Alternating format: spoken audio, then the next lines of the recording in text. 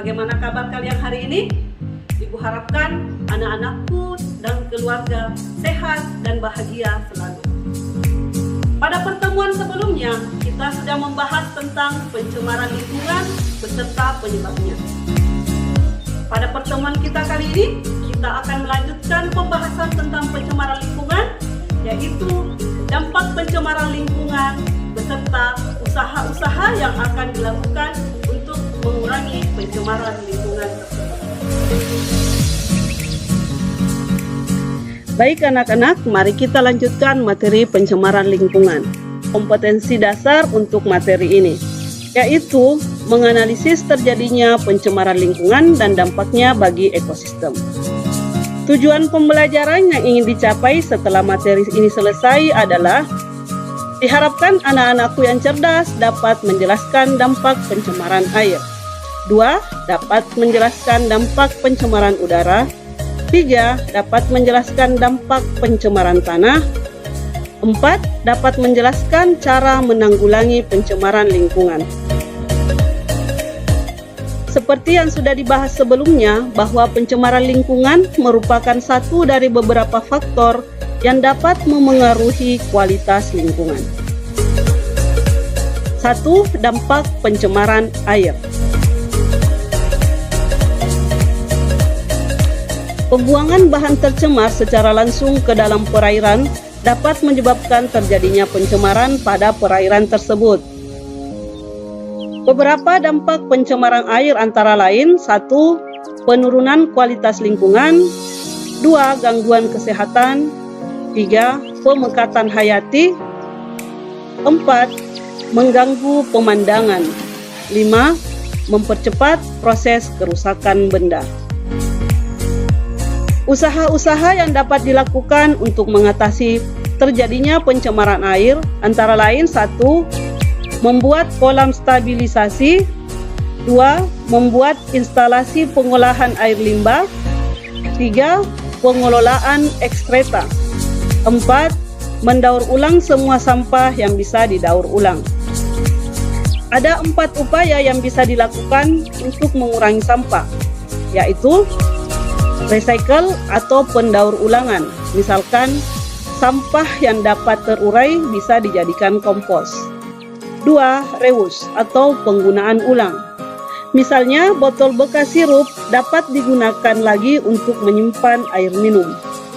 3. Reduce atau penghematan. Misalkan, jika akan berbelanja ke pasar, sebaiknya kita membawa tas dari rumah. 4. Repair atau melakukan pemeliharaan. Contohnya, membuang sampah tidak sembarang tempat, terutama tidak membuang sampah ke perairan. 2. Dampak pencemaran udara. Efek serius dari pencemaran udara adalah terjadinya efek rumah kaca dan penghancuran lapisan ozon, yang di satu sisi membantu menyebabkan pemanasan global yang cepat dengan konsekuensi yang merusak bagi pemeliharaan ekosistem yang ada. Beberapa dampak pencemaran udara antara lain: 1. Terjadinya hujan asam.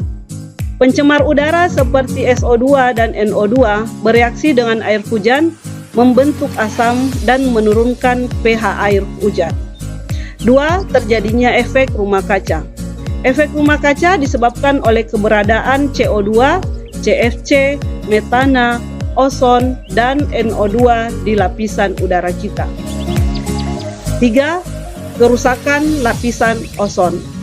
4.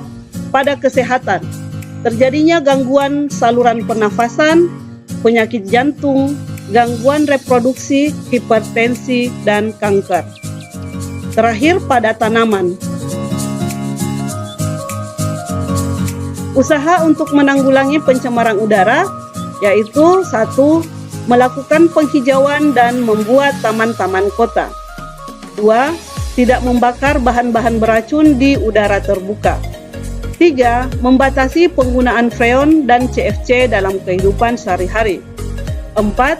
Membatasi emisi gas buang pada kendaraan bermotor dan mesin-mesin industri. 5. Menggunakan kendaraan tanpa asap. Contohnya sepeda. 3. Dampak pencemaran tanah. Dampak pencemaran tanah paling besar terhadap terganggunya kesehatan manusia. Tanah yang mengandung sampah di atasnya akan menjadi tempat hidup berbagai macam bakteri. Zat kimia yang terkandung pada pestisida dan herbisida dapat menimbulkan penyakit kanker. Sedangkan merkuri yang merupakan limbah bahan pertambangan bersifat racun yang kumulatif. Bahaya penyakit yang ditimbulkan oleh senyawa merkuri diantaranya kerusakan rambut dan gigi, hilangnya daya ingat, dan terganggunya sistem saraf. Dampak yang kedua adalah terganggunya ekosistem. Selain rusaknya tanah, pencemaran tanah juga dapat menyebabkan hilangnya humus, air tanah menjadi beracun, dan sebagainya. Efek pencemaran tanah sangat berbahaya karena bisa menyebabkan hilangnya keseimbangan ekosistem. Tanah yang tercemar secara langsung atau tidak langsung dapat mempengaruhi pola iklim. Usaha yang dapat dilakukan untuk menangani pencemaran tanah yaitu remediasi dan bioremediasi. Remediasi adalah kegiatan untuk membersihkan permukaan tanah yang tercemar.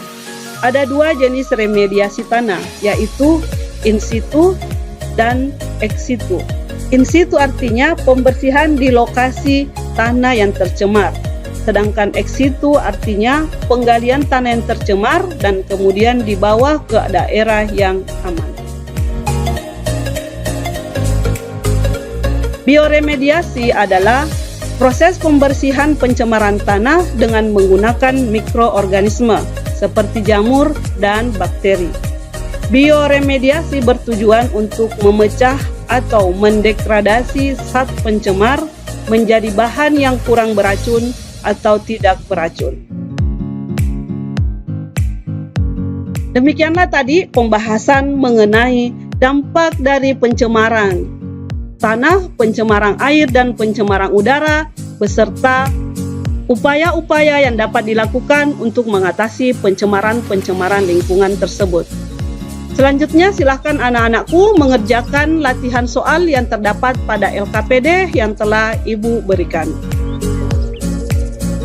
Sebagai kesimpulan pada pertemuan kita kali ini, yaitu dampak pencemaran air antara lain penurunan kualitas lingkungan, gangguan kesehatan, dan pemekatan hayati. Sedangkan upaya untuk menanggulangi terjadinya pencemaran air antara lain pembuatan kolam stabilisasi, pembuatan IPAL, dan pengolahan ekstreta. Dampak pencemaran udara antara lain terjadinya hujan asam, terjadinya efek rumah kaca, rusaknya lapisan ozon. Sedangkan upaya untuk menanggulangi pencemaran udara antara lain melakukan penghijauan, membatasi penggunaan freon, menggunakan kendaraan-kendaraan tanpa asap. Dampak pencemaran tanah antara lain terganggunya kesehatan manusia dan terganggunya ekosistem. Sedangkan upaya untuk menanggulanginya yaitu melakukan remediasi dan bioremediasi. Itulah tadi pembahasan tentang dampak pencemaran lingkungan dan usaha-usaha yang dilakukan untuk mengurangi terjadinya pencemaran lingkungan. Marilah kita bersama-sama menjaga bumi kita agar selalu sehat dengan mulai menjaga lingkungan di sekitar kita agar bisa mengurangi pencemaran lingkungan. Sampai berjumpa pada video selanjutnya. Tetap semangat. Assalamualaikum warahmatullahi wabarakatuh.